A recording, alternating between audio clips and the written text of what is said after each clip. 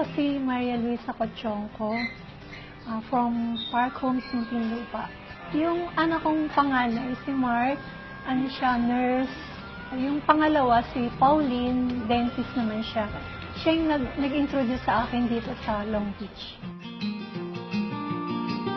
Ngayon naman, ginagamit ko yung Bone M kasi mula nung late last year, mga September, talagang lagi nang masakit yung tuhod ko, tapos namamaga siya, ganyan. Nilalagyan ko ng ice pack, kasi sabi ng mga kaibigan ko, lagyan mo ng ice pack.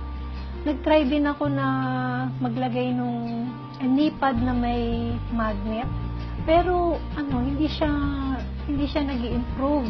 Every after ng game, talagang masakit. Hindi namagana siya ng gusto. Hindi na ako makalakad ng malayo, nahirapan na ako umakyat ng hagdan. Pag akyat ko, isa-isang paa lang. Kasi hindi ko siya pwedeng i-bend. Kung ma-bend ko man siya, yung konti lang, hindi yung talagang nabe-bend na gusto. Sabi ng anak ko, i-try mo kaya yung Bone M. Kasi maganda yan sa mga joints, may arthritis. So, tinry ko naman. Tinignan ko muna yung mga ingredients sa internet. So, meron pala siyang hydrolyzed collagen. So, yung hydrolyzed collagen, maganda pala sa pag-regenerate ng cartilage tissues ng tao. So, tinry ko siya talaga.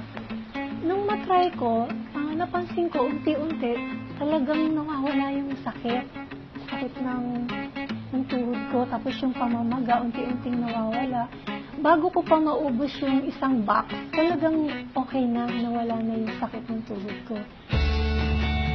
Wala na akong complaint na naririnig sa end of the day. Lalo na sa gabi, masakit yung tuhod niya.